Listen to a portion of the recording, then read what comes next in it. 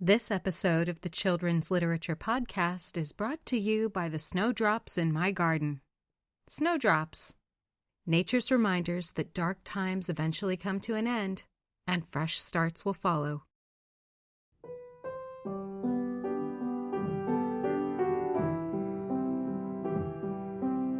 Welcome to the Children's Literature Podcast. I'm your host, TQ Townsend.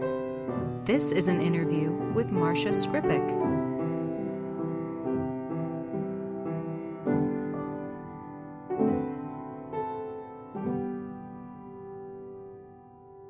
This week marks 2 years since Russia invaded Ukraine.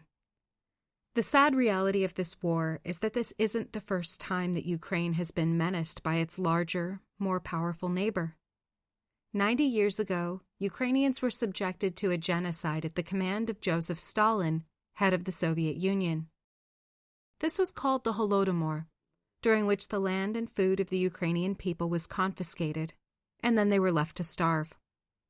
It's a terrible, depressing part of world history, but it's important not to forget it. The millions of people who died deserve to be remembered. Author Marsha Skrypuch wrote a powerful children's novel called Winterkill that's set during the Holodomor, and it tells the story of a young boy whose farming family is torn apart by Soviet policies that were designed to uproot the farming families that had owned and worked Ukrainian land for generations. I was lucky enough to sit down recently for an interview with Marsha about this book. Winterkill is a gripping story, and older children and teenagers will be unable to put it down once they start reading. It's a book that'll leave you heartbroken and hopeful and angry and sad all at once. I can't recommend it enough, whether you read it at home or in the classroom, as it manages to capture the broad strokes of a period in history that's not as well known as it should be. At the same time, it's able to stay focused on the personal experiences of the children living through horrifying events. This year on the show, I'm putting extra emphasis on historical fiction for kids, and Winterkill is a book that gets a perfect score from me. It's meticulously researched and beautifully written. It stands among the best historical fiction, which combines high educational value with great artistic merit. During our conversation, Marsha and I mention a few things which I've left linked in the show notes for this episode. I've posted the cover of her book Enough, which is also set during the Holodomor but is told as a folk tale. I also have some pictures of the gorgeous pisanki eggs that Marsha paints. These are traditional Ukrainian eggs that, well, they put the best Easter eggs you've ever seen to shame, I'll put it that way. I also have a link to holodomor.ca, a website with reliable information about the history and impact of the Holodomor. And I have one very slight correction to make. At the end of our conversation, she mentions that her next novel will be published at the end of this year. Book release dates are adjusted all the time for various reasons, and since our conversation, Marsha's new book has been rescheduled to come out in early 2025. And now, here's my interview with Marsha Skrypuch, author of Winterkill. Today, I'm delighted to welcome Marsha Skrypuch to the show. Marsha is the author of Winterkill, which was published in September 2022. It's a work of historical fiction for children that tells about two kids who get caught up in the events of the Holodomor in Ukraine during the 1930s. Marsha, welcome to the show. Thank you, Tiffany. It's such a pleasure to be here. Tell me how you're connected to Ukraine. I'm Canadian. My Ukrainian-Canadian father was born in Canada. My grandparents came to Canada before the First World War. And in Canada, Ukrainians were interned as enemy aliens, which a lot of people don't know about.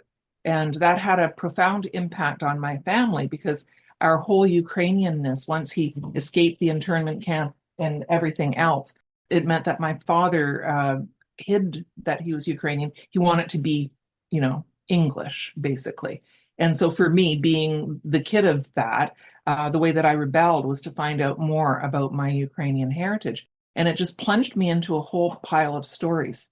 Part of Winterkill was inspired by my own grandfather because he actually was a card-carrying communist member. So that led me into this, and it also led me into all my other Ukrainian novels.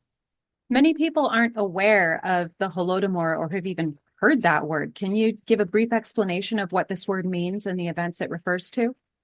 Holod means hunger and more is death. So Holodomor means death by hunger. So what Stalin, who was the dictator of the Soviet Union at the time, he had an ethnic cleansing plan targeted against minorities in the Soviet Union, but in particular Ukrainians. And so his plan was to eliminate Ukrainians by starving them to death, but also trying to extract as much food as possible in the process so that he could export it, so that he had more money to do an industrialization case program in the Soviet Union called the 5-year plan.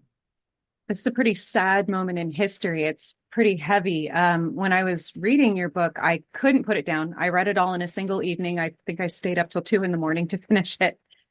And you did such a good job of showing what an insane idea this was, not just from a genocidal standpoint. I mean, the destruction of human life is horrific, but just how crazy it was to think, oh, let's wipe out all these farmers with this generational knowledge of the land and the farming and of wheat production. And you see how it just destroyed communities and families.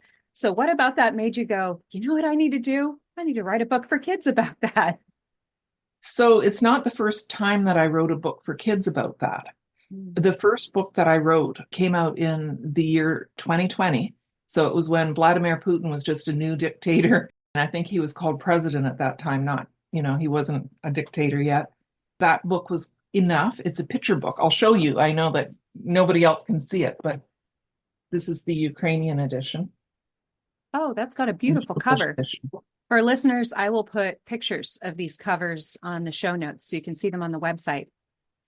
When this book came out, and basically it was based on a grim fairy tale type thing, it was about one village and how they tricked the dictator into thinking they had died by burying their food in graves, because that was what the dictator wanted, was Ukraine to be covered with graves. So, that kind of black humor.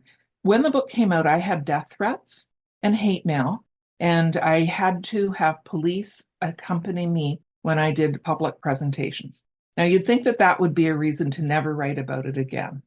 More than a decade later, after my popularity because of books like Making Bombs for Hitler, and I have a 6-book World War II set of books that have been published by Scholastic.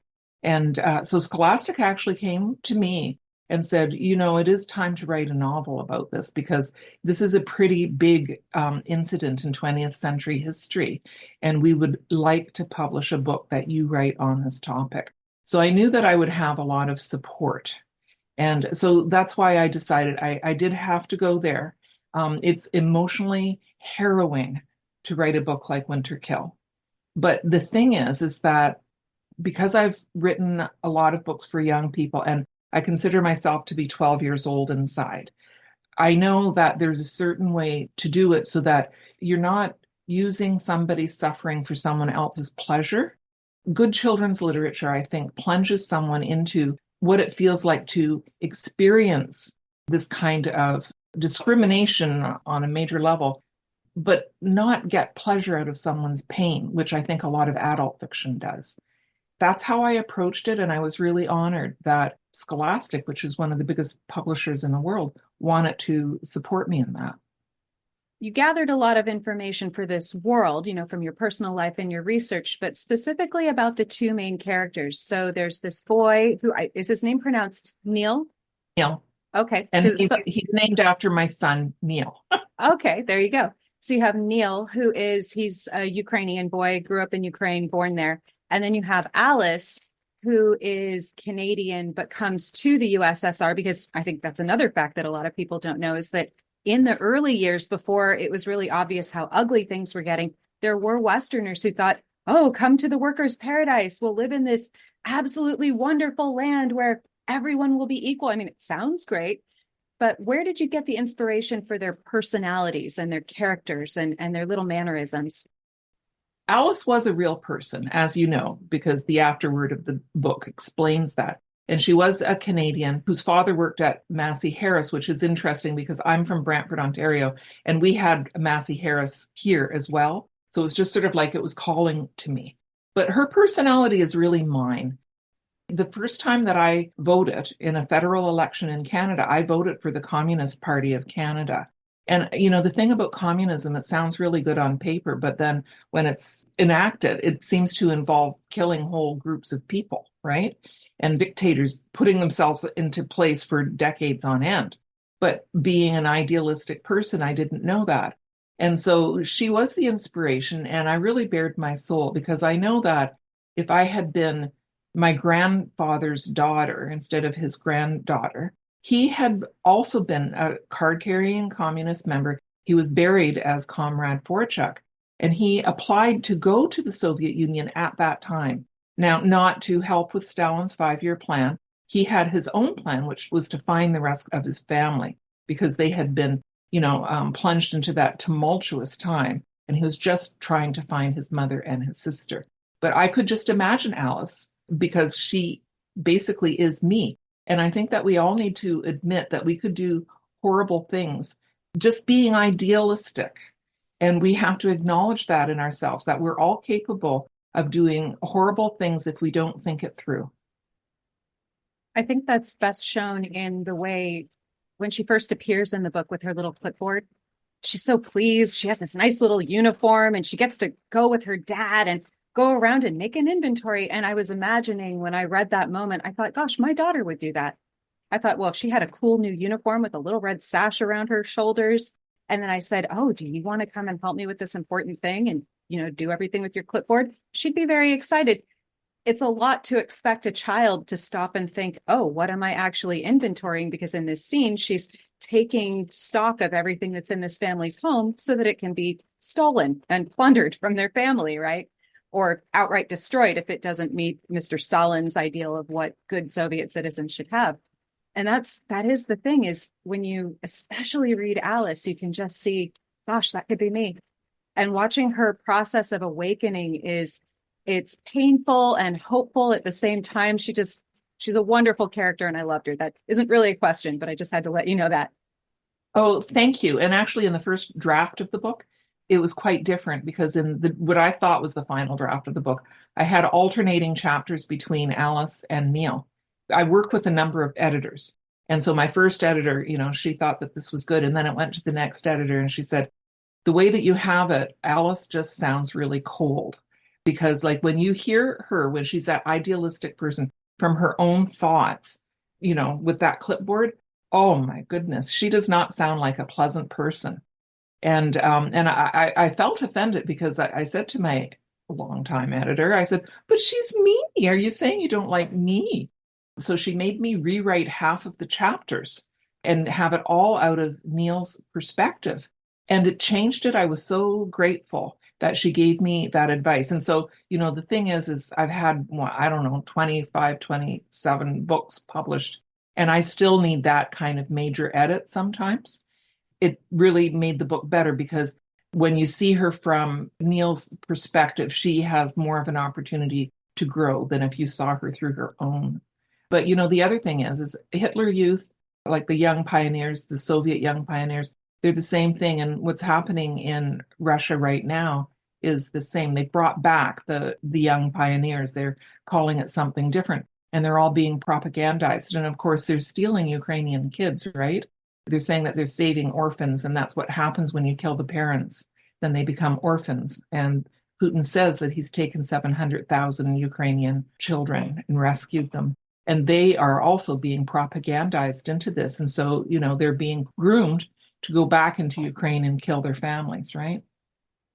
Well, and I think that's why it's important to learn about the past, because if you don't, how can you stop it from repeating, or at least be aware when it's repeating?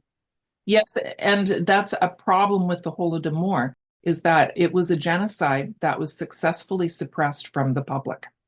My next question has to do with that, which is that writing historical fiction is difficult. And one big problem writers are going to have, even if they have the best intentions, is that not all records are available. It's not actually possible to fully reconstruct history. This problem is especially compounded if you're dealing with anything from the Soviet Union, because, it was literal actual 1984 with all records falsified or destroyed. So what sources were you able to rely on to create this fictional account? And maybe where were any gaps that you just couldn't fill and had to use your imagination? It was surprising how much I could get. Now, I do have my master's degree in library science. I consider myself a librarian detective. And this is a topic that I've been working on for decades. So this helps. But I used first-person accounts of Westerners who went to the Soviet Union and then came back and wrote their diaries. So there were engineers. There was an American engineer that went and helped design the Kharkiv tractor factory, for example. There's people from Ford Motor Company that went and then wrote what they saw. They would write day to day what happened. There was this man, an American, his name was Fred Beale. He was a card-carrying communist too. Actually, he was really high up in the Communist Party of America. And he went over as a true believer and was quickly woken to what was really going on there. But he gave really good descriptions of what was happening, really good descriptions. Even when, Neil and his younger brother Slavko walk home, from the tractor factory then to home, the road was part of the description from that book. So personal memoir of someone who walked that road. So that helped a lot. There are also diplomats who were on the ground and wrote diplomatic letters back. There was also one who actually took a single engine plane ride over the famine area. Also, Ray Kleiman, who is a walk-in character and a real person, she honestly reported on what was happening in the Holodomor, her newspaper articles, and also a Welsh reporter, Gareth Jones. He reported what he saw. So I didn't rely on things from official accounts because the official accounts was that it didn't happen. But I did have all these Westerners, and of course, because I had Western characters in this, that helped. But there are also memoirs. And so I read memoirs and first-person accounts of people who survived, and also Westerners who saw and didn't really understand what they were seeing. So between those two things, I also was able to get a map of Kharkiv at the time, which helped because a lot of the scenes, there's street urchins in Kharkiv. And so it just helped that way. There was also a really good diary, and it was a propaganda diary, and you'd take a lot of things with a grain of salt. It was written by a British woman. It was called I Married a Russian. And so it was this woman who was a card-carrying communist herself, as was her husband. And he was a scientist, and they were very wealthy. And they were the upper echelon of the Communist Party. And she was situated in Kharkiv, and she'd talk about how frustrating it was to go out for an ice cream and have to, there were all these, dirty Ukrainians on the streets. She didn't say that they were dying, but if you knew the context, you knew exactly what it was. And she was just, all these homeless people, what are they doing? Can't they find a job, sort of thing? And she was just indignant about the whole thing. And so her memoir was useful in ways that she would never have dreamed. Sounds like maybe you need to write a nonfiction book about all this too. There are a lot of really good nonfiction books about it, and one that I would recommend is Anne Applebaum's Red Famine. It is the best book on this subject. Okay, I'll put that in the show notes as well. It sounds like we're all going to get some fun extra reading out of this interview. I wanted to wrap up with something a little more happy. You put these pictures of these beautiful, are they called pisanki? Did I say that right? Pisanka, but I pronounce things wrong all the time. Okay. Well, they're these eggs. They're these beautiful traditional Ukrainian eggs that have been painted with these very elaborate design. How did you learn to make those? And where do you get the inspiration for all your eggs? So pisanka, the translation of that is written eggs. So pisati means to write. And so you apply with the batik method wax, and then you put the colors on backwards. You soak in one color, then cover up and do that. And so because I wasn't raised Ukrainian, I had to learn how to do it on my own. And I just kept on trying to find, women in bazaars, church bazaars who were selling them, and I'd sit beside them and they'd show me part of it. And so as a teenager, I finally learned how to do it, and I made my own kistka, which is like the fountain pen.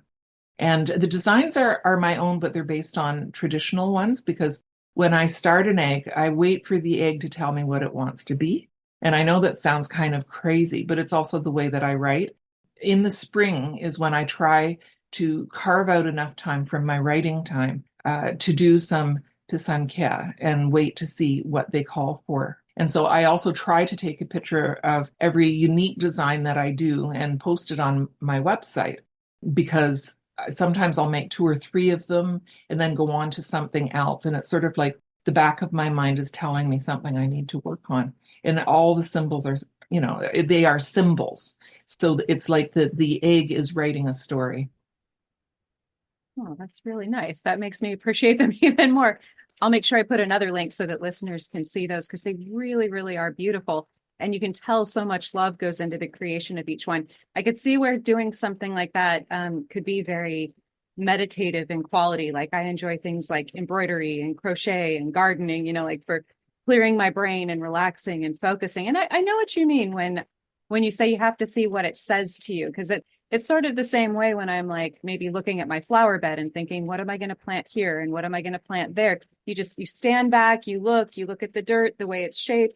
And so in different artistic mediums or different means of expressing yourself, I think it's helpful to stand back and go, well, not necessarily what do I want, but what does the situation say? What needs to happen here that maybe I should pay attention to? Because it teaches you that not everything needs to come from you, and it doesn't have to be about your ego and your pure creation, that you need to get things from outside. It's sort of like what you said before about having a good editor. Someone who can stand back a little farther than you will see things that you're not going to. So what are you going to publish next? I'm working on a trilogy for Scholastic set in the current war. It's pretty hard to write about a war that's happening, but it's also really important. There's a lot of Russian disinformation going on, and it can fill, the space. And so that was one of the reasons that I just felt that I have a readership, young people who want to read about war and about 20th century war also want to read about this. And I've had so many letters about that. So the series is called Kidnapped from Ukraine. And let me tell you the names of the books. It's hard for me to remember because like the publisher came up with the names. And so the first one is Under Attack, and the second one is Standoff, and the third is Still Alive. Under Attack is coming out this fall, and I'm working on Standoff right now.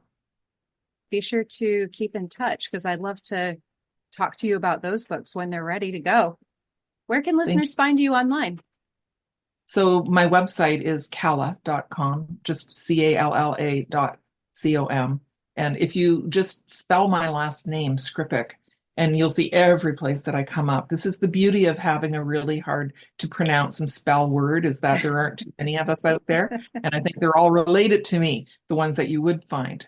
But it's really easy. I'm on Facebook and Instagram and Blue Sky, Goodreads. I'm trying to get off X, but I keep on going back. It's sort of like having a rotten tooth and you keep on poking at it. But that's where I am. Marsha Skrypuch, thanks so much for talking to me today. It was a pleasure, Tiffany. You've been listening to the Children's Literature Podcast. Please subscribe and give the show a rating. Send comments to letters@children'sliteraturepodcast.com. I'm your host, TQ Townsend. Thanks for listening.